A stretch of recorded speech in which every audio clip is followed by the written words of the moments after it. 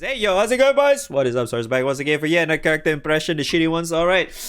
Okay, we have Deliford in a new banner. Okay, he's not limited, he's just a subtickable kind of guy. He's useless as hell. Alright, moving on to Olivia now.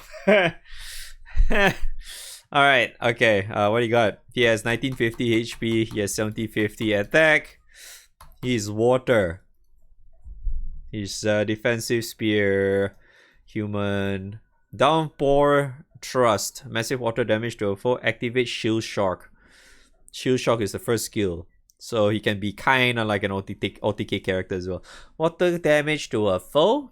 Hit to fire attack when veteran is level 5. Activates twice. Wow. Combat stance. Substitute effect to caster. Tank counter effect. 3 hits. Drain effect. When veteran level is 5, 2 hit boost to number of counter attacks. Full force counter. Wow. Riot Lance. 5 hit water damage to all foes. Remove 1 buff. When the veteran level is 5, activates twice. So he can double dispel. Not bad. Royal Army Spear Instructor. At battle start, undying effect to what's that? 1 time raise veteran level by 1 when targeted by a foe. Based on level, boost to attack, defense, hostility, fire damage reduction. Oh, so he needs to be targeted. I see. Sauna Spirit. Cap incoming damage at 5k per hit, immune to burn effect. When a foe uses a special attack and cooldown for combat stuns. Oh, I guess that's fine. So, very full auto heavy kind of guy. He can be your kind of like your tanker a little bit. It feels. Double Dispel is pretty helpful.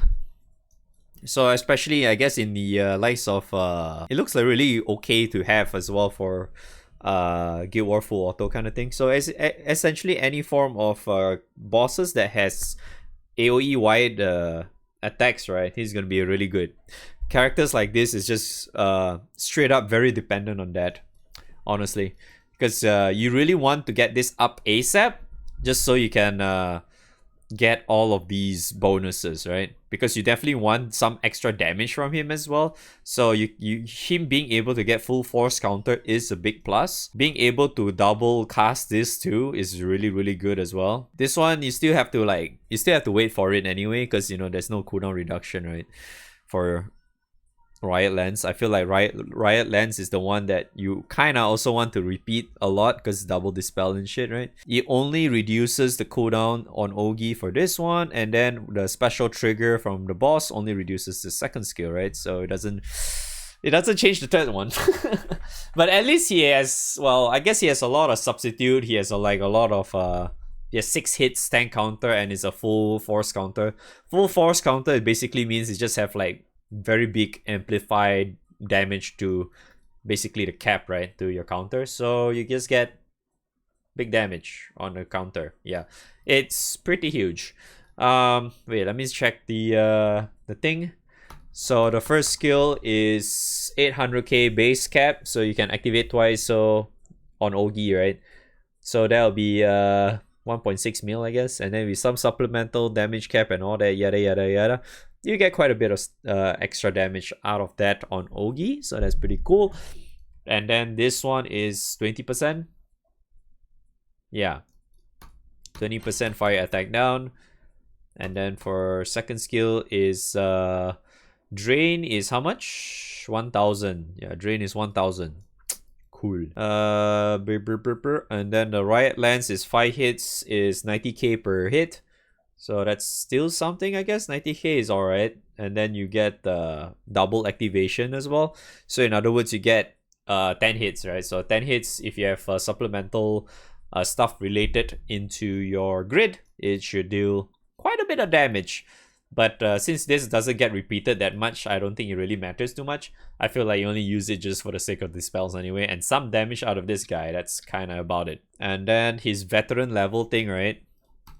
His veteran level, the attack up is perpetuity mod. Oh, thank God. Attack up is 10% at level 1. Defense is 20%. Hostility is not written. Fire damage reduction is at 6%. And then at level 2 is it just doubles up basically. So for each stack it just doubles up. So the first stack for attack is 10. Second level goes to 20, 30, 40, 50. Then defense starts off at 20, so it doubles up 40, 60, 80, 100. Fire damage reduction also doubles up, so it's 6, 12, 18, 24, and 30. Yep. So it caps at 30% fire damage reduction. I think this one is kind of self-explanatory, right? You just don't take more than 5k per hit, and he's immune to burn, and then he just resets his second skill whenever the boss uses a special attack. And that's it. Cool. Very straightforward character, and I would probably say it's kind of useful in some ways, especially if you're like missing characters and whatnot, because having like some form of sub, you can actually do a little bit of debuff, right? You can counter here and there as well, just to deal extra damage, and then the dispels and stuff, it's quite okay. Maybe you can kind of use him like to tank a little bit for Guild War purposes stuff. And then for EMP, he has a lot of hostility. I feel like if you really want to use him in like a non-AoE related boss kind of thing, if the boss doesn't like the auto attacks doesn't deal like AoE attacks, you can probably grab some of these if you want to. Yeah, you could actually do that, so that, you know, because some of the bosses out there are single attacking, right?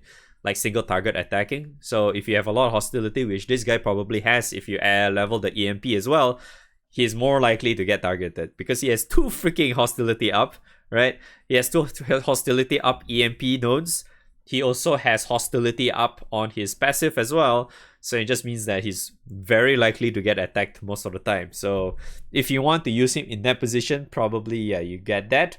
And then the other ones you probably want to focus on, obviously you get crit, you get skill cap, right? And then since he has quite a bit of HP and defense as well, I would probably put a little bit of points in the attack. Yeah, put a bit here. I could also probably put like at least maybe 1 each here. You could just put 1 each here. You could also like, if you want, you can put in some HP too. It's entirely up to you. I would probably just go for defense anyway, because his raw HP is relatively high already, because it's almost 2k already, right? It's pretty high. So I'm most likely just going to focus on skill cap, crit, some attack, some defense, and the rest probably, I don't know, if I'm using him in full auto stuff, most likely just slide it into hostility and call it a day, right? If not, you can just put in some like 1 point and double attack is not bad as well, because he doesn't have multi-attack for shit, right? So you could do that too if you want. It is entirely up to you how you want to play it. Yes. Other than that, he's a very straightforward character. I don't think there's really much else for me to explain about this guy. He can at least make use of him in in OTK as well, right? So at least you can do a little extra nuke on Ogi. So if you're having trouble being able to do extra nuke on Ogi or whatever, or charge attack, especially during like EX plus Guild or whatnot, this guy kind of helps in a way, right? So you can do that, yeah.